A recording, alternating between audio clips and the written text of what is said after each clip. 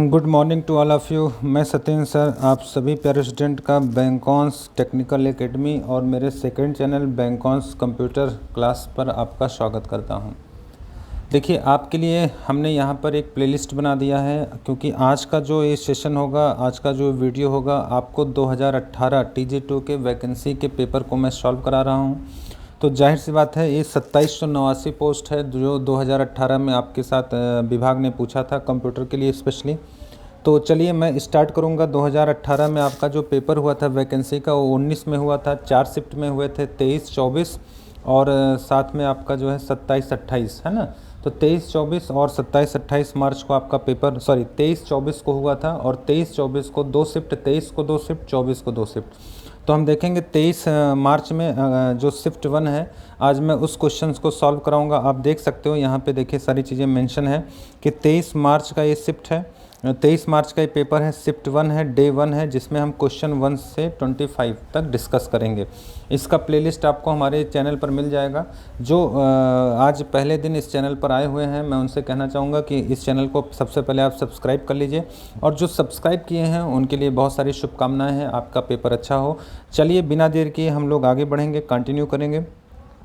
तो चलिए question number 1 देखते हैं क्या पूछा गया है। यहाँ आप स्क्रीन पे देख पा रहे हैं कि हमारे साथ कुछ क्वेश्चंस बने हुए हैं, और मैं देख पा रहा हूँ कि URL, वर्ल्ड वाइड वेब के प्रत्येक पृष्ठ पर एक URL शब्द का अर्थ क्या है। तो ये URL तो बहुत इंपॉर्टेंट है, बार बार पेपर पूछता है। यूनिफॉर्म रिसोर्स लोकेटर, जरा देखो, यूनिफॉर्म रिसोर्स लोकेटर, डी वाला ऑप्शन सही होगा, है ना। ये URL होता है, किसी भी वेबसाइट का URL होता है जो हमें सर्वर तक या उस वेबसाइट तक पहुंचाता है, उसी को हम URL कहते हैं। चलिए क्वेश्चन नंबर 2 देखो, विंडोज़ सिस्टम की बूटिंग प्रक्रिया के बाद दिखाई देने वाला पहला स्क्रीन को क्या कहते हैं। देखिए, ये बूटिंग प्रक्रिया क्या होती है। जब आप कंप्यूटर को स्टार्ट करते हो तो हमें थोड़ी देर बैठना पड़ता है। तो स्टार्ट करने के बाद जब हम बैठते हैं तो कंप्यूटर पे जो पहली स्क्रीन आती है, उस पहली स्क्रीन को हम क्या कहते हैं, desktop, status bar, task bar या आइकन। तो डेस्कटॉप कहते हैं क्योंकि इसी डेस्कटॉप पर हमारे आइकन होते हैं। देखो, इसी डेस्कटॉप पर हमारे आइकन होते हैं, और ये डेस्कटॉप मतलब ये पूरी स्क्रीन आपकी डेस्कटॉप होती है।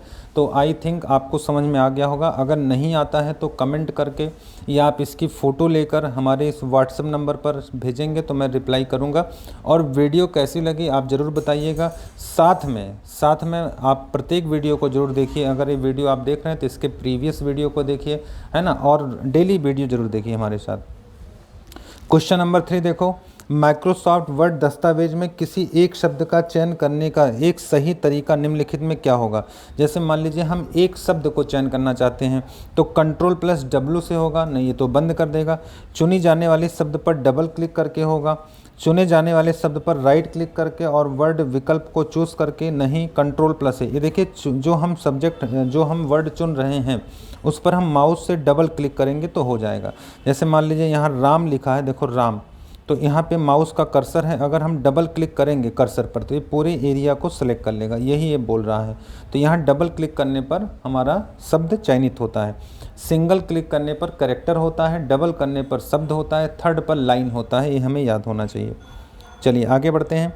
ईमेल लिखते समय तथा भेजते समय निम्नलिखित में कौन सी जगह को खाली नहीं छोड़ा जा सकता।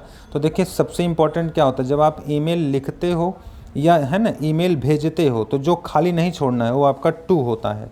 टू में कुछ ना कुछ हमें लिखना पड़ेगा, तो टू ज़रूर, है ना। ईमेल लिखते तथा भेजते समय, जब आप लिख रहे हैं और जब भेज रहे हैं तो हमें भेजते समय टू लिखना होगा, तभी तो जाएगा ना, कहाँ जाना है, टू। चलिए आगे बढ़ते हैं। Question number 5, Google search company के संस्थापना किसके द्वारा किया गई। तो गूगल एक बड़ी कंपनी है, हम जान रहे हैं गूगल एक बड़ी कंपनी है। अब गूगल कंपनी के जो संस्थापक हैं, जिनका नाम हमें पता होना चाहिए, इनका नाम है लैरी पेज और है ना, सर्गेई ब्रिन या सर्जी ब्रिन इसे कहते हैं, सर्गी ब्रिन, लेकिन हमने बोर्ड पर लिखा है सर्जी ब्रिन। तो ए वाला ऑप्शन सही है। क्वेश्चन नंबर 6, वर्तमान में CPU द्वारा निष्पादित प्रोग्राम और डाटा निम्नलिखित में कौन स्टोर करता है। तो ध्यान रखना, CPU द्वारा निष्पादित मतलब जब CPU काम कर रहा होता है तो उसके डाटा को होल्ड करने का काम प्राइमरी मेमोरी करता है। बोलो कौन करता है, प्राइमरी मेमोरी, क्योंकि रैम करता है। तो रैम ही हमारे साथ CPU के साथ वर्क करता है। तो ध्यान रखना, निष्पादन में रैम लगता है। आगे बढ़ेंगे। क्वेश्चन नंबर 7, कौन सा विंडोज ऑपरेटिंग सिस्टम से संबंधित नहीं हो सकता? Open source, GUI support, portable या मल्टीटास्किंग? तो देखो ये विंडोज का मतलब क्या है? विंडोज का मतलब देखिए कुछ ऐसे लिखा है विंडोज, ये विंडोज़ OS होता है। किस कंपनी का होता है? माइक्रोसॉफ्ट का होता है। तो जो माइक्रोसॉफ्ट कंपनी वह इसको पेड देती, पेड का मतलब आपको परचेज करना पड़ेगा, पेड। तो जब पेड होगा तो ये ओपन सोर्स नहीं है। क्यों ओपन सोर्स नहीं है? क्योंकि ओपन सोर्स फ्री होता है, ओपन सोर्स फ्री होता है और ये पेड होता है, इसलिए पहला ऑप्शन इसमें लगेगा। क्वेश्चन नंबर 8 देखो, निम्नलिखित में कौन सा विकल्प निम्न कथन की सत्यता का सबसे अच्छा वर्णन करता है? मतलब कौन सा कथन सत्य है? क्या किसी वर्ड टेबल में विषम संख्या में पंक्ति या कॉलम बनेंगे? तो क्या विषम का मतलब 1 बनाओगे या 3 बनाओगे? ऐसा नहीं, चाहे तो 1 बनाओ या 2 भी तो बना सकते हो, तो ये तो असत्य है। अच्छा, किसी वर्ड टेबल में कॉलम की संख्या न्यूनतम 2 होगी, न्यूनतम तो 1 होगी, न्यूनतम तो हमेशा 1 होती है, तो इसका मतलब दोनों गलत है, A गलत B गलत। चलिए क्वेश्चन नंबर 9 देखो, कौन सा एक संसाधन प्रबंध के रूप में कार्य करता है और उपयोगकर्ता और हार्डवेयर के बीच इंटरफेस प्रदान करता है? तो देखिए यहाँ बोला गया संसाधन प्रबंध के रूप में कार्य करता है, जो हार्डवेयर और यूजर है ना, उपयोगकर्ता मतलब यूजर के बीच काम करता है, तो ये OS होता है, ऑपरेटिंग सिस्टम होता है। तो D वाला ऑप्शन सही होगा। चलिए बहुत अच्छा, आप लोग अच्छे से इसको समझते हुए चलिएगा। जहाँ डाउट होगा कमेंट करके बताइएगा। वीडियो कैसे लगी ज़रूर बताना है। विकल्प में से विषम बताइए। विषम का मतलब होता है जो इसमें अलग हो। तो देखो क्रोम, इंटरनेट, फायरफॉक्स ये सब ब्राउज़र होते हैं, और वहीं पे जो ब्रिंग होता है, देखो ये बिंग आपका सर्च इंजन होता है। तो बताओ विषम कौन हुआ? 3 ब्राउज़र है, 1 सर्च इंजन, तो विषम आपका C होगा। इसका मतलब इसका आंसर C होगा, इसका आंसर C होगा, क्योंकि बिंग एक सर्च इंजन है। क्वेश्चन नंबर 11 देखो, विकल्प में से विषम को ज्ञात करिए। विषम वही प्रश्न है कि विषम कैसे निकालते हैं जो अलग हो। अब देखो मिनी, माइक्रो, पाम टॉप, व्यक्तिगत कंप्यूटर। तो देखो ये माइक्रो, पाम टॉप, व्यक्तिगत ये सब एक ही कंप्यूटर के पार्ट होते हैं। माइक्रो के अंदर ही आपके ये आते हैं, माइक्रो के अंदर ही आपका पाम टॉप आता है, व्यक्तिगत PC आता है, PC आता है, पाम टॉप आता है। लेकिन मिनी कंप्यूटर ये अलग होता है। तो कौन विषम है? ए मिनी कंप्यूटर है ना, क्योंकि डिजिटल कंप्यूटर 4 होते हैं, मिनी, मेनफ्रेम, माइक्रो, शुभ है ना, माइक्रो और सुपर। निम्नलिखित माइक्रोसॉफ्ट एक्सेल फंक्शन का परिणाम क्या होगा? देखो काउंट करता क्या समझना, ये काउंट सिर्फ गिनती को गिनता, गिनती का मतलब यहाँ नंबर को, सिर्फ नंबर को काउंट करेगा। कितने नंबर हैं? तो 4, इसका आंसर A होगा। ये अल्फ़ाबेट को नहीं गिनता है, तो काउंट हमेशा गिनती को गिनता है। जब निम्न माइक्रोसॉफ्ट एक्सेल फंक्शन को सेल में दर्ज किया जाए तो क्या परिणाम होगा?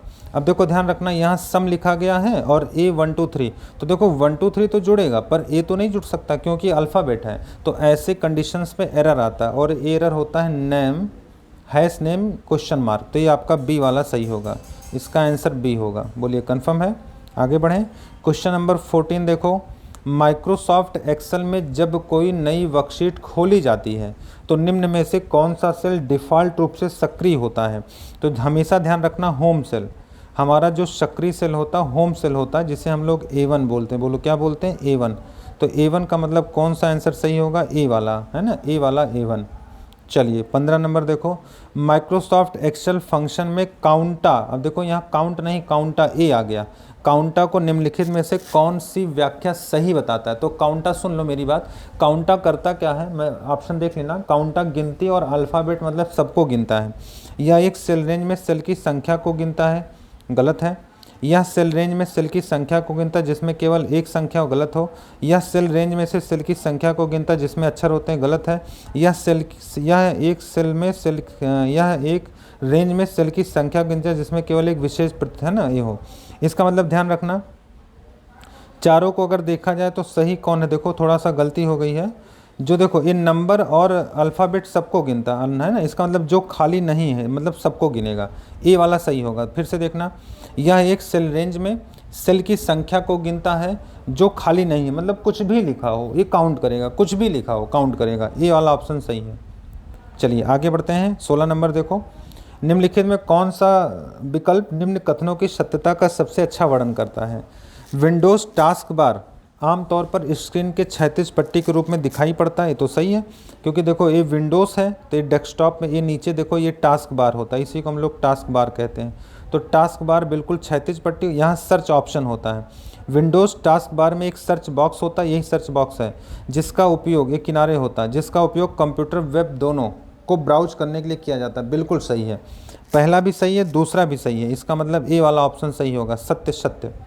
चलिए आगे बढ़ते हैं। 17 नंबर, माइक्रोसॉफ्ट वर्ड 2016 में, देखो 16 एक वर्जन है, पैराग्राफ कमांड समूह का प्रयोग करके निम्नलिखित में कौन सा कार्य नहीं किया जा सकता? तो बुलेट सूची पैराग्राफ में मिलेगा, इंडेंटेशन मिलेगा, क्रमांक मिलेगा, फॉन्ट नहीं मिलेगा। क्यों?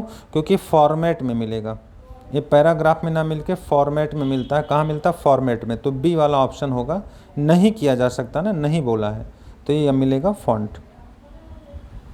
स्लाइड शो में 18 नंबर देखो, स्लाइड शो में स्लाइड बदलने का तरीका, मतलब एक स्लाइड के बाद दूसरी स्लाइड के आने का, मतलब आने का जो तरीका है, इसे हम लोग कहते हैं स्लाइड ट्रांजिशन। क्या कहते हैं? Slide transition. डी वाला ऑप्शन सही होगा। बिना किसी थकान या त्रुटि के लगातार काम करना कंप्यूटर की विशेषता को दर्शाता है। जैसे हम इंसान होते हैं तो इंसान, हम लोग 1 घंटे काम करेंगे थक जाएंगे, पर कंप्यूटर थकता नहीं, वो सुबह भी सेम काम करेगा, दोपहर में भी, शाम को, दैट्स मीन वो कांस्टेंट वर्क करेगा, जिसे हम लोग कहते हैं डिलीजेंस। बोलो क्या कहते हैं? डिलीजेंस। इसी को हम लोग डिलीजेंस बोलते हैं। डिफ़ॉल्ट रूप से माइक्रोसॉफ्ट पावर पॉइंट 2016 फाइलों को, है ना, किस एक्सटेंशन के साथ समझाया गया है?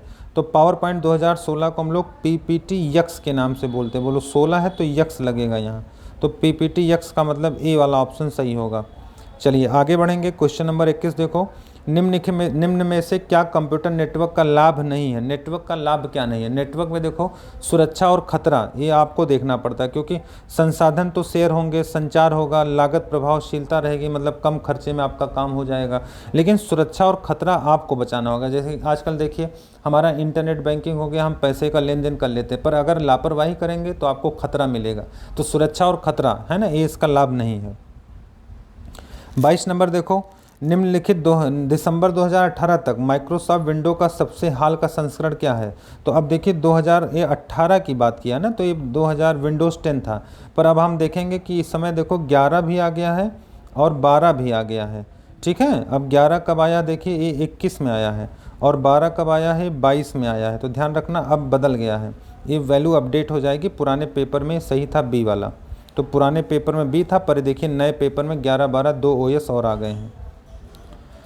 वह तकनीकी जिसके द्वारा डाटा को कूट रूप में परिवर्तित किया जाता है, जिससे कि अनाधिकृत व्यक्ति द्वारा इसे आसानी से नहीं समझा जा सके। क्या कहते हैं? देखो ये क्या है, ध्यान से समझना। इसका मतलब क्या है? इसका मतलब देखो, जैसे हम ATM पे जाते हैं, अपना पिन कोड लिखते हैं, तो हमने देखा होगा जैसे पिन कोड लिखते हैं ये स्टार बन जाता है, स्टार ऐसे। तो देखो यही कह रहा है कि वह तकनीकी क्या है जो डाटा को कोड के फॉर्म में, कोड का मतलब कोड के फॉर्म में परिवर्तित करता है, जिससे कि अनाधिकृत व्यक्ति, मतलब जो सही व्यक्ति नहीं है, अनाधिकृत है ना, उसे आसानी से समझ में ना आए। इसे क्या कहते हैं? इसे इनक्रिप्शन कहते हैं। बोलो क्या कहते हैं? इनक्रिप्शन। ये ए वाला सही होगा, ए वाला ऑप्शन सही है। 24 नंबर देखो, यदि के का मान ASCII कोड में इतना दिया है तो इसका पहले देखो 4 बिट सेम रहेगा, ये 4 बिट बदलेगा। तो 4 बिट कौन बदलेगा? 1011। इसको जरा काउंट कर लो, 8 4 2 1 से काउंट करो तो ये कितना हो जाएगा? 8 2 10 1 11, इसका मान आ गया 11। तो जब के का मान 11 है, के का मान 11 हो गया, तो जाहिर सी बात है यल का मान JKL, यल का मान 12 होगा। तो 12 कैसे लिखोगे? इससे बनाओ 8 4 12 1 1 0 0। अब ये पीछे का वैल्यू हो गया चेंज और आगे का वही रहेगा, तो 0 1 0 0 1 1 0 0, यही आंसर होगा। मिलाओ जरा कहाँ है आंसर? तो ये वाला आंसर कहीं मिल रहा है बी में, देखो बी में आंसर मिलेगा। ठीक है ना, आगे बढ़ें। चलो लास्ट क्वेश्चन देखो, आज के इस सेशन का लास्ट क्वेश्चन होगा, निम्नलिखित में किस श्रेणी के फाइल आमतौर पर ईमेल अटैचमेंट के रूप में नहीं भेजे जाते? ईमेल अटैचमेंट का मतलब समझते हो, जैसे हम ईमेल करते हैं तो कुछ फाइल जोड़ लें तो डॉक्यूमेंट जाएगा, रार छोटे फाइल होते हैं, जिप छोटा फाइल होता है, ये सब बड़े फाइल होते हैं। देखो .exe बड़ा फाइल होता है, ये आपका लगभग पता लगा 700 MB की फ़ाइल है, तो नहीं जा पाएगा, क्योंकि ईमेल में 20 MB से बड़ी फ़ाइल नहीं जाती है। तो ध्यान रखना, .exe .bin ये फाइल नहीं जाएंगे। बिन भी OS की फ़ाइल होती है, इसे OS की फ़ाइल कहते हैं। तो इसका आंसर सी होगा। तो तो चलिए आज आपकी क्लास कैसे लगी एक बार कमेंट करके हमें ज़रूर बताइए। और कोई अपडेट, अगर कोई अपडेशन है या आप किसी चीज़ को पढ़ना चाहते हैं, किसी टॉपिक के बारे में जानना चाहते हैं तो कमेंट करके मुझे बताएं। हमारे पेड बैच को अगर ज्वाइन करना चाहते हैं तो आप उसको ज्वाइन कर सकते हैं हमारे नंबर पे कॉल करके। हमारी एप्लीकेशंस बैंकॉन्स टेक्निकल एकेडमी के नाम से आप ऐप डाउनलोड करके काम कर सकते हैं। और किसी भी प्रकार की दिक्कत के लिए आप हमें फ़ोन करिए, व्हाट्सअप करिए। तो थैंक्स फॉर वॉचिंग और फिर हम लोग नेक्स्ट सेशन पे मिलते हैं।